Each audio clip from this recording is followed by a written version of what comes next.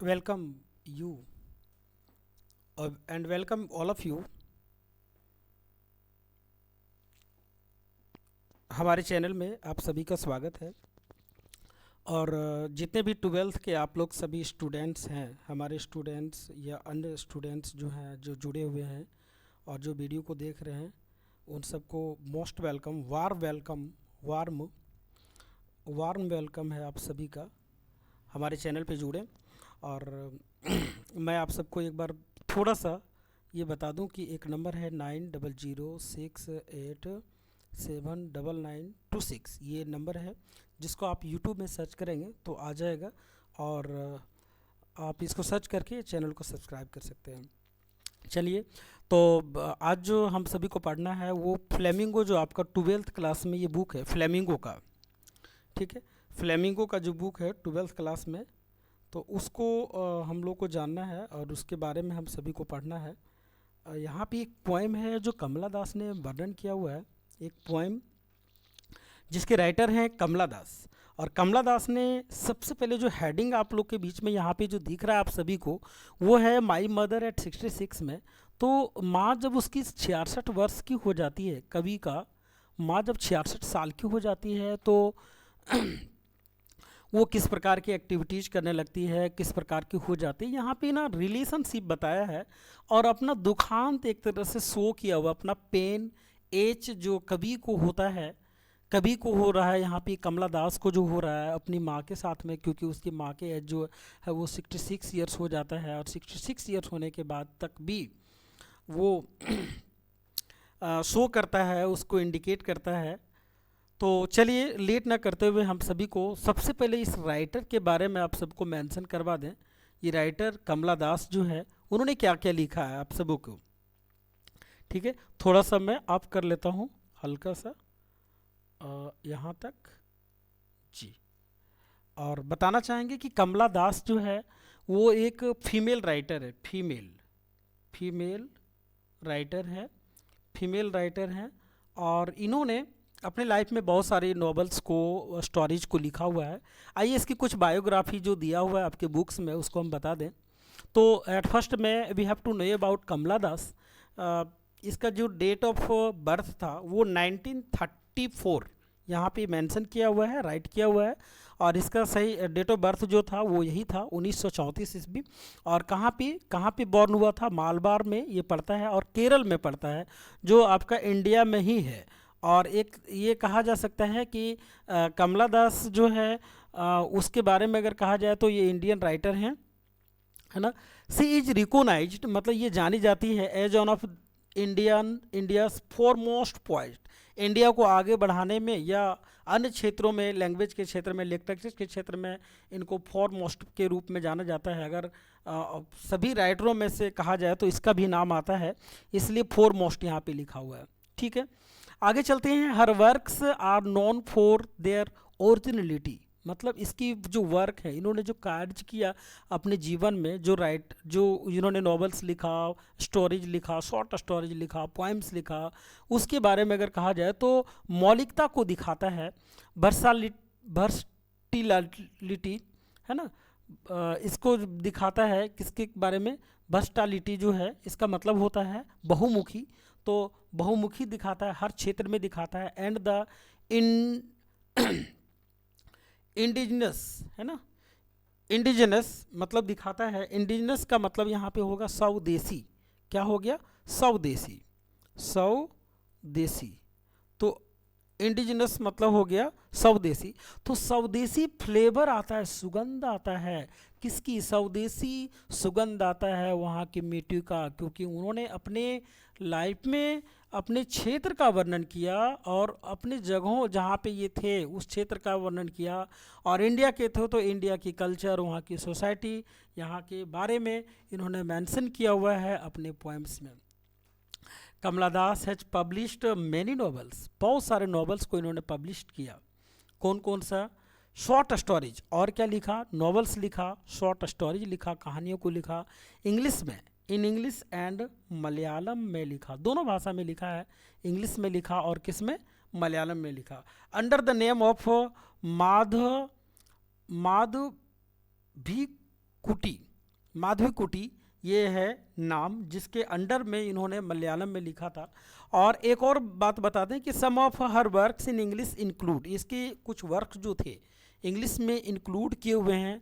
The novel Alphabet of Lust जो 1977 में आया था, इन्होंने जो लिखा था एक नोवेल यानी उपन्यास को जो लिखा जिसका नाम था अल्फ़ाबेट ऑफ लस्ट, वो 1977 में आया। क्लियर है। यह कलेक्शन ऑफ शॉर्ट स्टोरी, जो छोटी छोटी कहानियों को इन्होंने जो मेंशन किया उसका नाम है पद्मावती। पद्मावती में जो इन्होंने उसमें लिखा हुआ है the harlot and other stories जो है वो 1992 में इन्होंने मेंशन किया। चलिए आगे है कि इन एडिशन टू, इसमें 5 बुक्स का समूह था। In addition to 5 books of poetry, तो इसमें 5 कहानियों का जो है ना वो समूह था। सी इज ए सेंसेटिव यानी संवेदनशील writer who captures the complex subtitles, मतलब मिश्रित सबटाइटल्स को इन्होंने दिया किसके, ह्यूमंस के रिलेशनशिप के बारे में इन लिरिकल आइटम्स, है ना, लिरिकल फ्रेज में दिया। किस लिए, क्योंकि यहाँ पे जो उन्होंने मेंशन किया हुआ है, चलिए थोड़ा सा ऑफ कर लेता हूँ, है ना, आप लोग को दिखे अच्छी तरह से। हाँ, इन्होंने जो मेंशन यहाँ पे किया हुआ है वो है कि she is a sensitive writer who captures the complex subtitles of human relationship in lyrical items. ठीक है। तो पद्मावती जो है उनमें Padmavati the harlot and other stories जो लिखा वो 1992 में लिखा था। और इसी में 5 बुक्स जो है, यहाँ पे 5 लिखा हुआ है, बुक्स ऑफ पोएट्री भी था। तो बात करते हैं कि ह्यूमन रिलेशनशिप के बारे में इन्होंने मेंशन किया हुआ है। और इस पोएम में इन्होंने मेंशन किया हुआ है अपनी माँ के बारे में और खुद की रिलेशनशिप के बारे में। ठीक है ना। ये एक बात आती है कि एज तो बीतते ही जाते हैं लोगों का, और जब से लोगों का बर्थ होता है, जब से जन्म होता है, लोग उसी दिन से, मेरा मानना जहाँ तक है, अग्रसर होते हैं और धीरे अंग होते हैं, और अंग होने के बाद वो ओल्ड एज की तरफ चले जाते हैं। ठीक है, बुढ़ापे की तरफ चले जाते हैं। वो क्या कहता है कभी, आगे थोड़ा सा इसको अप कर लेते हैं। चलिए यहाँ पे कह रहे बिफोर यू रीड में दिया हुआ है कि जब आप पढ़ने लगे उसके पहले भी कुछ वर्णन है। Ageing is a natural process, ये बात सही है कि एजिंग जो होता है, बुढ़ापा जो होता है, बुढ़ापा वो एक नेचुरल प्रोसेस है, प्राकृतिक प्रोसेस है। हैव यू एवर थॉट, ये प्राकृतिक प्रोसेस इसलिए है क्योंकि मैंने अभी आपको बताया कि जब लोगों का बर्थ होता है ना, बर्थ उसी दिन से एज जो गुजरने लगता है वो डेथ की तरफ जाती है। मैं तो यही मानता हूँ कि वो एज बर्थ के बाद डेथ की तरफ जाती है। बर्थ होने के बाद आदमी का एज धीरे धीरे धीरे धीरे पास होने लगता है और एक दिन बुढ़ापे की तरफ चली जाती है। तो सिंपल ये भी बात है कि प्रोसेस, नेचुरल प्रोसेस बताया। इस धरती पर जितनी भी सारी चीज़ें हैं वो सारी, सबका एक दिन एंडिंग ही है, एक दिन उसका अंत हो जाता है, चाहे वो ह्यूमन हो या थिंग्स हो, अंत तो होना ही है। एक दिन सारी वस्तुएं, जो वस्तुएं बनी हुई है उसका अंत है।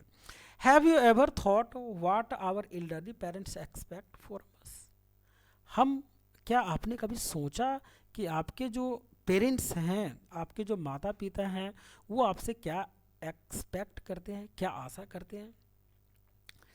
तो आशा तो ज़रूर करेंगे क्योंकि उन लोगों ने ही हमारा लालन पालन किया, हमें बड़ा किया और हम उससे आए, है ना।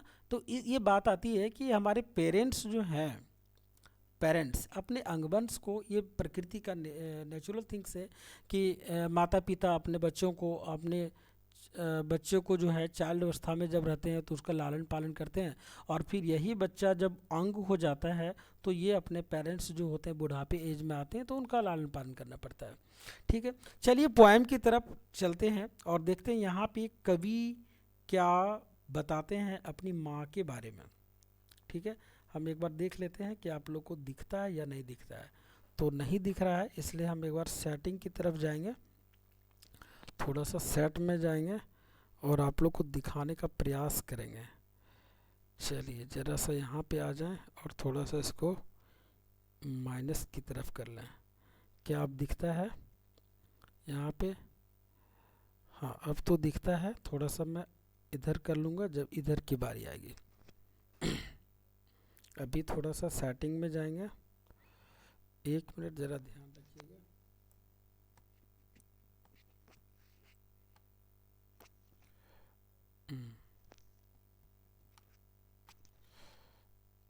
एक मिनट जरा सा।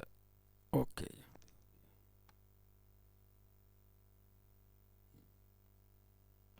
चलिए अब यहाँ इसको लॉक कर देता हूँ और आइए अब चैप्टर पे।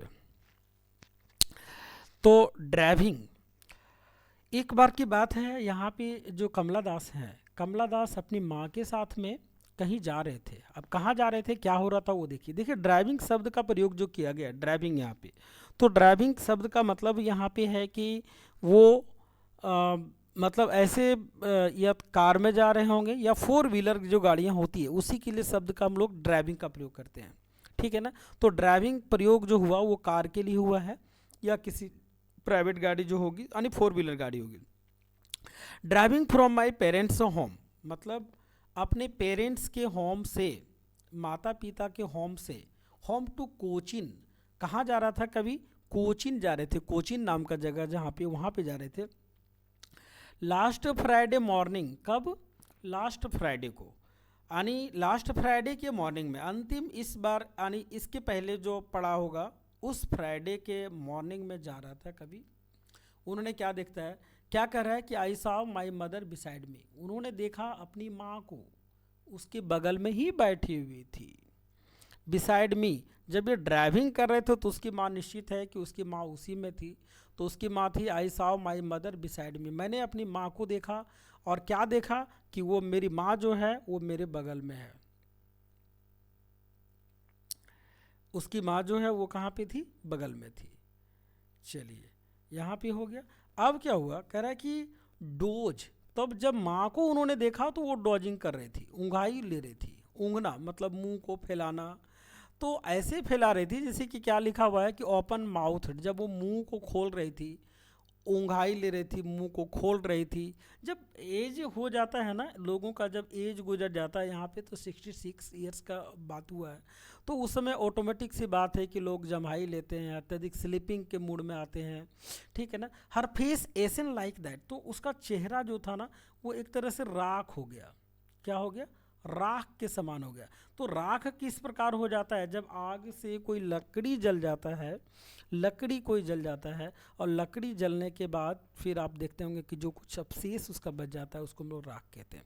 तो उसकी माँ का फेस जो था ना वो ठीक राख की तरह हो गया था। लाइक दैट, कैसे, of a corpse and realise with fan, मतलब वो एहसास कर रहा था उसको कैसा, कॉर्पिस की तरह।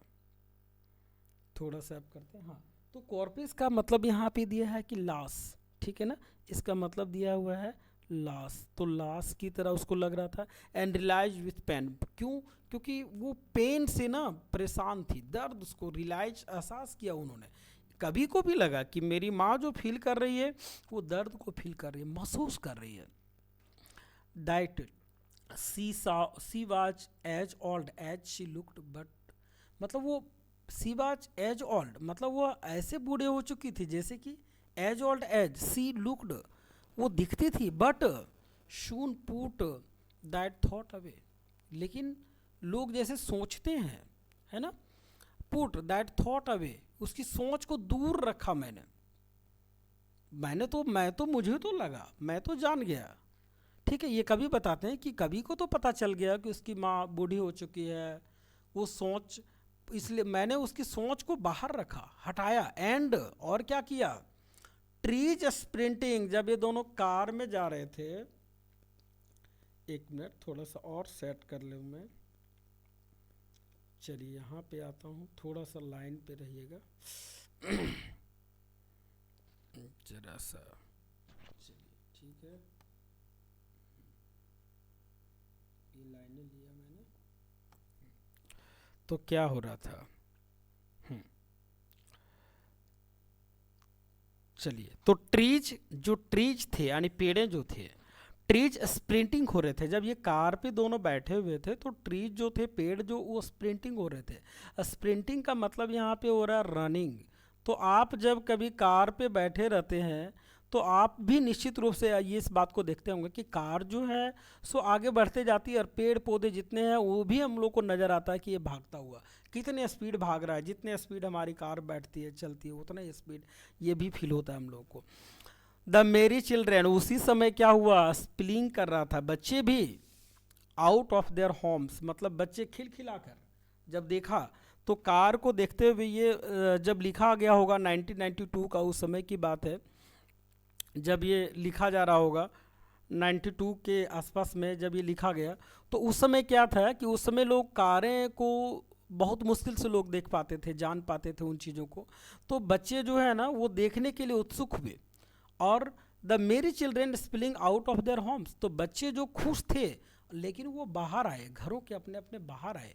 बट आफ्टर द एयरपोर्ट्स, लेकिन क्या हुआ आने के बाद, लेकिन आफ्टर एयरपोर्ट्स, एयरपोर्ट्स के बाद सिक्योरिटी जब चेक हुआ, स्टैंडिंग या फी आर्ट्स, कुछ दूरी पर खड़े हुए, क्या खड़े हुए, आगे देखते हैं आर्ट्स में के बाद क्या दिया हुआ है, अवे, उसके बाद दिया हुआ है अवे,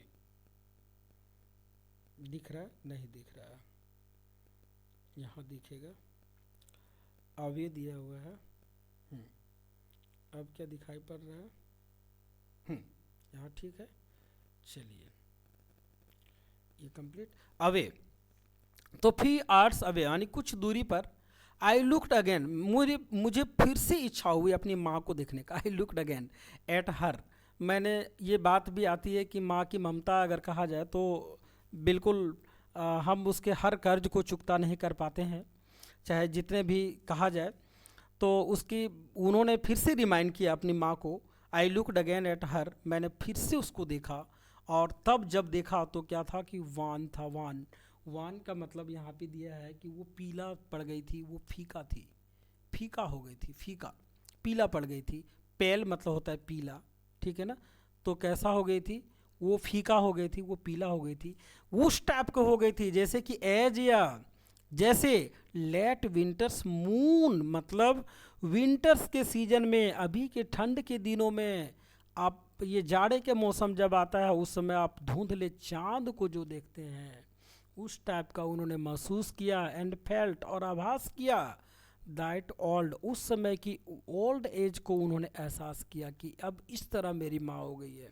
तो वर्णन यहाँ पे किया हुआ। आप लोग को क्वेश्चन ये भी पूछ सकता है, कभी कभी समटाइम्स आता है कि उन्होंने मेंशन, डिस्क्राइब क्यों किया है अपनी माँ का, कंपेयर क्यों किया है लेट विंटर्स मून से, ठीक है। तो क्यों, इसलिए कि to show their old age, और कंपैरिजन किया, लोगों को बताने के लिए वैसा किया। फैमिलियर एज, और उससे मिलता जुलता हुआ दर्द हुआ। माई चाइल्डहुड्स फियर, उस समय मेरी बचपन की जो डर थे। बट ऑल आई सेड, जो भी कुछ हो, मुझे उस समय बचपन के डरे भी महसूस हुआ। आई सेड, और मैंने कहा, I said was see you soon, कि हम आपको फिर देखेंगे, कब अम्मा, कि आपको फिर देखेंगे माँ।